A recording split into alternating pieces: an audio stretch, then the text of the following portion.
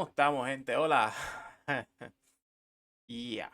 Ah, mm, sí, yeah. Hemos vuelto una vez más. I move my water all the way. So, quiero reaccionar a esto que lo vi. Y pues, porque uno, pues, soy puertorriqueño. Número dos, no he subido nada en el canal de reacciones hace tiempo. So, quiero aprovechar en hacerlo hoy sin problema. Así que nada, si vieron los demás, espero que lo hayan disfrutado.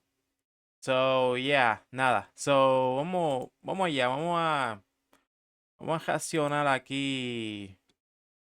¿Qué es lo que tienen que decir? Porque, de decirte la verdad, yo también tengo un par de cosas que decir. So, que, ya, so que vamos allá.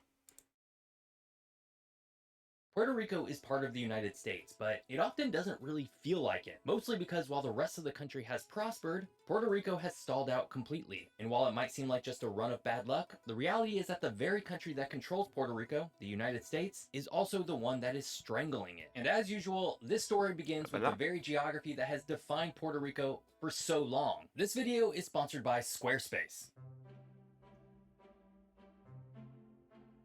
To understand why Antes de que siga, es verdad, es verdad. Por mi, ya, 20, ponle 23 años que estuve yo viviendo, ¿verdad? Nacido y criado en Puerto Rico. Literalmente ha sido así.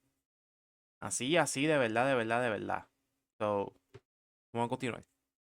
Puerto Rico is in the position it is today, we first have to understand where it actually is. Because when you look at a map of the United States, Puerto Rico usually isn't there. Or if it is, it's floating in a box off the coast of Florida, completely out of scale and context. But in reality, Puerto Rico is the easternmost anchor of the Greater Antilles, the chain of large islands that includes Cuba, Jamaica, and Hispaniola, the island that includes Haiti and the Dominican Republic. It sits roughly 1,000 miles southeast of Miami, roughly the same distance as New York City is from Miami, and acts as a gatekeeper between the open Atlantic Ocean to the north and the Caribbean Sea to the south. And this specific location is the first clue to its turbulent history. Puerto Rico isn't just a tropical island because geographically it's more of a fortress. To the west lies the Mona Passage, a 90-mile wide strait separating Puerto Rico from the Dominican Republic. Mm. This passage is one of the most vital shipping lanes in the world, connecting the Atlantic to the Panama Canal. Historically, whoever controlled Puerto Rico controlled the flow of wealth into and out of the Americas. This made the island a prize not just for its resources,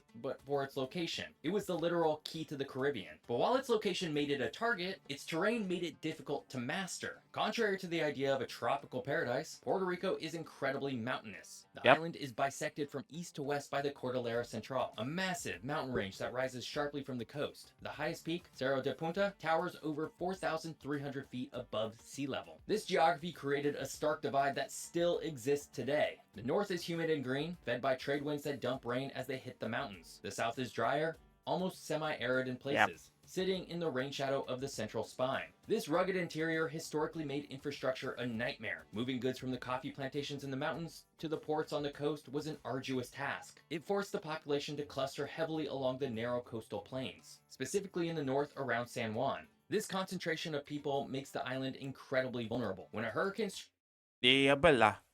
Casi la mayor, todo. Ahora, yo soy del área azul. Déjame marcar el mouse. Pero yo soy de por aquí. Y mostly la mayoría de mi familia, pues, todos viven por aquí. ¿Sabes? Este. Y mucha gente, pues, se ha ido para San Juan, porque San Juan. Ponle si eres de XM, más o menos así, you know. O sea, es como que.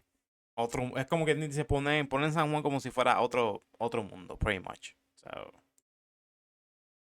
strikes, there's not many places you can retreat to. The mountains trap the water, sending flash floods rushing down into the densely populated Eso es lowland verdad. cities. But Puerto Rico isn't just one island, it's actually an archipelago. While the main island gets all the attention, the Commonwealth includes over 140 smaller islands. To the east lies Vieques, and Culebra, beautiful islands with their own dark histories of military use. To Yep. the west sits the uninhabited Mono Island, often compared to the Galapagos for its unique biology. However, the most terrifying geographic feature of Puerto Rico isn't on the island, it's just off the north coast. Running parallel to the island is the Puerto Rico Trench, the deepest point in the entire Atlantic Ocean. At its lowest point, the Milwaukee Deep, the ocean floor plunges down over 27,000 feet. To put that in perspective, if you dropped Mount Everest into the trench, the peak would still be over a mile underwater. This trench exists because Puerto Rico sits precariously on the boundary between two tectonic plates, the Caribbean plate and the massive North American plate. These plates are grinding against each other, slowly creating a subduction zone that makes the island highly prone to earthquakes. So, we have an island that is 1. Strategically located at a global choke point, 2. Internally divided by a massive mountain range, and 3. Sitting on the edge of an underwater abyss that creates constant seismic threats. ¿Sabes qué? Yo creo que esa parte no me lo había recordado. Porque eso lo voy a decir también más adelante. No sabía esa parte. Que tenía una parte que era extremadamente profunda. O que no me. De verdad no me esperaba eso. So, es bastante interesante cómo lo explica. So, that's really good. By the way, follow It's a up. beautiful, dangerous, and highly strategic piece of land. And because of that strategic value, powerful nations have always wanted to own it. But the United States didn't just want to own the land, they wanted to fundamentally change the people living on it. And that brings us to the people who were there first, and the empire that tried to erase them. But while empires throughout history have tried to fit people into a very specific mold, today you have the power to define your own destiny and build something that is uniquely yours. And that's exactly what I'm doing right now with my brand new shop, which I built entirely with Squarespace. Guys, I am finally launching an exclusive online store to sell custom maps of all of the places that Okay. you see on I my need to videos. Yeah, Ever mala the mía, rich- mala mía geographic bike. You know, Jeff. No, no. Whoever is like this. Oh my god. Resident Evil. Oh my god. Ok. Mala mía, Jeff. No quería its skip, original pero. inhabitants. Yeah. Borican, or the land of the brave. The people who lived here were the Taino, and they weren't just a small tribe, they were a complex, thriving civilization that dominated the Caribbean. By the time Christopher Columbus stumbled onto the island in 1493, during his second voyage, the Taino had established large villages, a sophisticated agricultural system, and a culture that prized art and sport. They played a ceremonial ball game in stone-lined courts called batallas, ruins of which you can still stand in today. But the Taino made a fatal mistake. They welcomed the strangers. The Spanish arrived looking for gold, and they found it in the rivers of Borican. They renamed the island San Juan Bautista, and the main trading port became Puerto Rico, or the Rich Port. Eventually, through a clerical mix-up that stuck, the names swapped. The island became Puerto Rico, and the capital became San Juan. What followed was a genocide. Through forced labor and gold mines, brutal warfare, and most devastatingly, smallpox and measles, the Taino population collapsed. By 1520, the Spanish census claimed the Taino were extinct. But that was a lie. Recent DNA studies have proven that the Taino didn't disappear. They survived by retreating into the mountainous interior and intermarrying with poor Spanish farmers and enslaved Africans brought to the island to work the sugar plantations. Today, the average Puerto Rican carries significant mitochondrial DNA from the Sí, eso es cierto. Nosotros somos tres razas. So, español, africano y indio. So, y casi siempre cuando es que hablo con varias gente de verdad que he estado por acá en los Estados Unidos, lo he mencionado. Casi siempre lo menciono, que mira, yo vengo de tres razas como tal. So, que ellos se quedan como que, wow, for real, like, yeah, like, sí, es verdad, it is. those original Taino women. The people were not erased, but they were absorbed. Over the next 400 years, Puerto Rico was a neglected military outpost for the Spanish Empire. While other colonies rebelled and gained independence in the 1800s, Puerto Rico remained one of Spain's two wings of the Caribbean, alongside Cuba. But by the end of the 19th century, a new empire was rising in the north. The United States had conquered its own continent, the Atlantic to the Pacific, and was now looking for power overseas. In 1898, the Spanish-American War broke out after the sinking of the USS Maine in Havana Harbor in Cuba. This was all the US needed for justification to start a war, and claimed it was fighting to liberate Cuba from Spanish tyranny. But when the US Navy bombarded San Juan in May of 1898, they weren't there to liberate Puerto Rico. They were there to acquire it. The invasion of Puerto Rico officially began on May 12, 1898, when a squadron of 12 US ships commanded by Rear Admiral William T. Sampson of the United States Navy attacked San Juan. This was followed on July 25th when 1,300 infantry soldiers led by Nelson A. Miles disembarked off the coast of Guanica in the southwest. Many locals, tired of centuries of Spanish neglect, welcomed them. They believed the US would grant them the democracy and statehood they craved. They were wrong. When the Treaty of Paris was signed later that year, ending the war, Spain ceded Puerto Rico to the United States. But here's the critical part that set the stage for everything happening today. Puerto Ricans were not at the negotiating table. The island was transferred like property, a literal spoil of war. This created a legal crisis back in Washington. The US Constitution didn't really have a provision for holding colonies indefinitely. The US was supposed to be a republic, not an empire. So, the Supreme Court invented a solution. In a series of decisions, known as the Insular Cases, the Supreme Court ruled that Puerto Rico belonged to, but is not part of, the United States. Aliens. They labeled it an unincorporated territory, inhabited by alien races who were What? unable to understand Anglo-Saxon principles of law. What the fuck? Alien, ¿en serio? ¿En serio qué pensaban esta gente? Pensando que aliens, really? What? Oh my God. Oh, Dios mío, no te creo, mi hermano. No, no, no, no, no. No puede ser.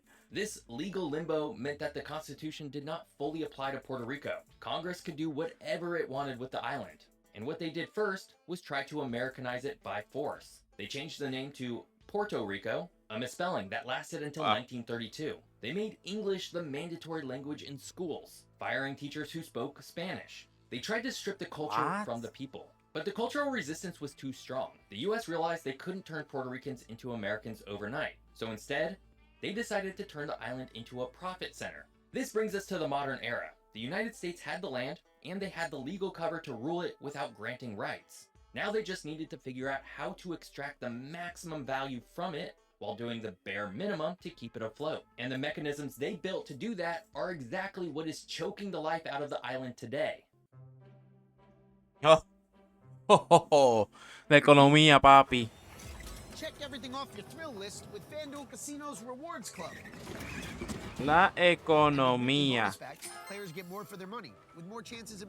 The United States didn't just acquire Puerto Rico, it built a legal and economic cage around it by using a very specific set of federal laws that, when combined, create a perfect storm for economic failure. The first bar of this cage was formed in 1920, and it's called the Jones Act. And I don't blame you if you've never heard of it. The US has a lot of obscure laws that actually impact a lot of our daily lives. Officially known as the Merchant Marine Act of 1920, this law sounds patriotic on paper. It requires that all goods transported by water between two US ports be carried on ships that are US flagged, US built, US owned, and US crewed. The goal was to support the American shipping industry after World War I. Before an island nation that imports 85% of its food and goods, the Jones Act is a chokehold. Here's how it works in practice. If a massive cargo ship from China full of electronics is heading to the US East Coast, it might pass right by Puerto Rico, but it can't simply offload goods in San Juan and then continue to Miami. To get those goods to Puerto Rico, they often have to go all the way to Jacksonville, Florida, be offloaded, and then reloaded onto a specialized, far more expensive American ship to then be sent back to San Juan. This logistical nightmare creates a What? pollution tax on everything. Puerto Ricans pay significantly more for groceries, cars, and energy than Americans on the mainland, despite having a fraction of the average income. But high prices are just the symptom. The real disease was a tax loophole that the US government hooked the island on, and then suddenly ripped away. For decades, the US government knew Puerto Rico needed an independent economy. Their solution was Section 936 of the Internal Revenue Code. Passed in 1976, Section 936 allowed US manufacturing companies to operate in Puerto Rico without paying federal corporate taxes on their profits. And it worked. Pharmaceutical giants and tech companies flocked to the island. For a while, Puerto Rico was the manufacturing powerhouse of the Caribbean. And this meant that the middle class grew. The economy started to boom. Things were starting to look up in Puerto Rico for the very first time in a very long time. But in 1996, the US Congress decided to balance the budget. They viewed Section 936 as corporate welfare and voted to repeal it, with a 10-year phase-out ending in 2006. The results were catastrophic. When the tax breaks expired in 2006, the factories didn't just wind down. They fled almost overnight. Thousands of high-paying jobs evaporated. The tax base collapsed. Puerto Rico entered a recession in 2006 that it has literally never recovered from. So you have an island with... Ok, entendí. Ya lo entendí. Era algo que no había. Era algo que no había prestado atención. So, es la razón por qué las fábricas grandes que estaban en Puerto Rico se fueron. Y mucho. Wow, y mucho como quien dice, quedaron en bancarrota. Literal. Oh my God. That was. Eso fue. Eso fue antes de que yo me graduara. Wow, damn, man. That's horrible. Horrible, horrible. the high cost of living, thanks to the Jones Act, and a collapsing revenue stream, thanks to the repeal of Section 936. How do you keep the lights on?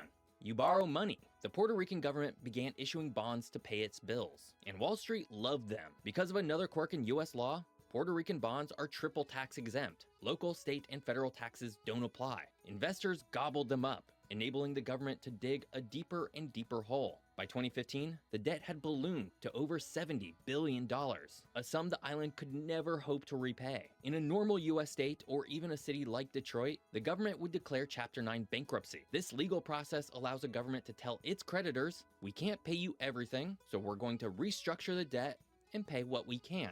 But Puerto Rico isn't a state, and it isn't a sovereign country, so it couldn't declare bankruptcy. But it's more nefarious than that. In 1984, a mysterious amendment was added to a federal bill that specifically excluded Puerto Rico from Chapter 9 bankruptcy protection. This meant Puerto Rico was legally prohibited from going bankrupt. They were trapped with their debt, and there was no way to escape it. But something had to give. So, the US Congress eventually stepped in, but not with a bailout. In 2016, they passed the Puerto Rico Oversight, Management, and Economic Stability Act, which established a fiscal control board. Known locally as La Junta, this unelected board of 7 members appointed by the US president has the final say over Puerto Rico's budget. And they have not been on Puerto Rico's side. They slashed pensions, closed hundreds of schools, and gutted the University of Puerto Rico, all in the name of paying back Wall Street.